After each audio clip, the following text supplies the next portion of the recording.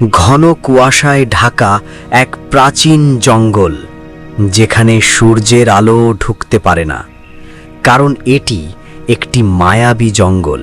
চারিদিকে কালো শক্তি ঘুরপাক খাচ্ছে, বাতাস ভারী, চারপাশ অস্বাভাবিক নীরব।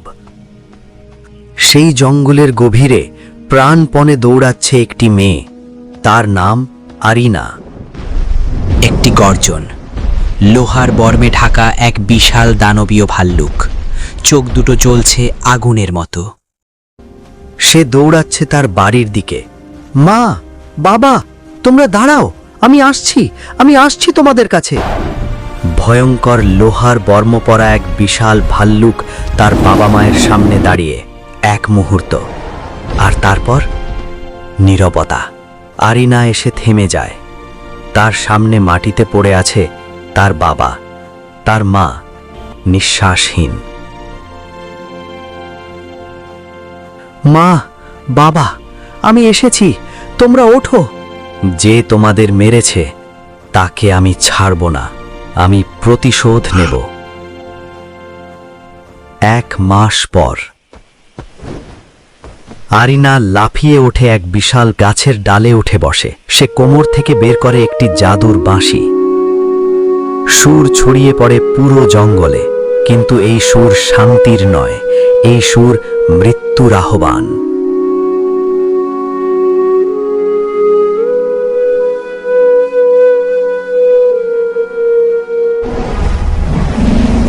ভয়ঙ্কর লোহার কাঁটায় মোড়া তার শরীর, চোখ দুটো রক্তের মতো লাল, তার চারপাশে কালো শক্তি ঘুরছে। আরিনা নিচে ঝাঁপ দেয়। সে আগের চেয়েও শক্তিশালী।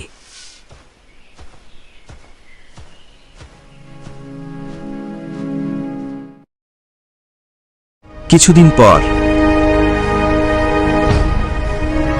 আরিনা তার বাবা মার মৃত্যুর প্রতিশোধ নেওয়ার জন্য আরিলা জঙ্গলে দিনের পর রাত, রাতের পর দিন ছুটে চলেছে।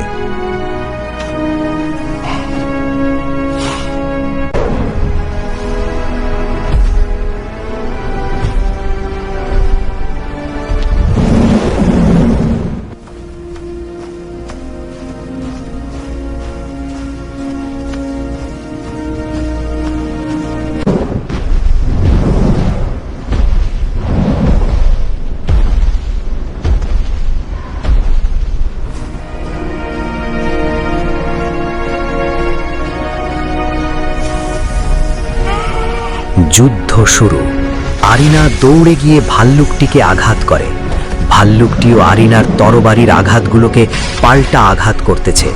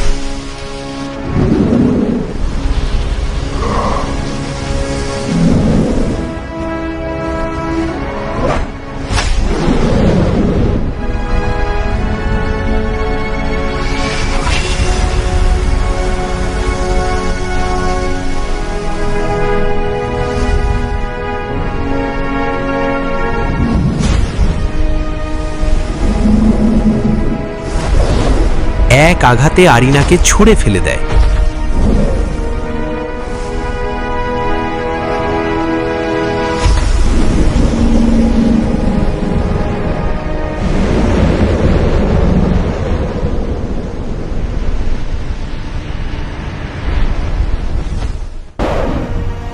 রক্ত ঝরছে, দানব এগিয়ে আসছে শেষ আঘাতের জন্য।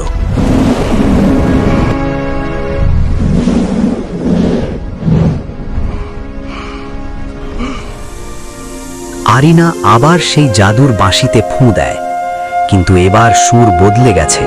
মাটি ফেটে যায়, গাছের শিকড় বেরিয়ে এসে ভাল্লুকের পা জড়িয়ে ধরে এবং আরিনা জাদুর বাঁশিতে সুরে অদৃশ্য হয়ে যায়।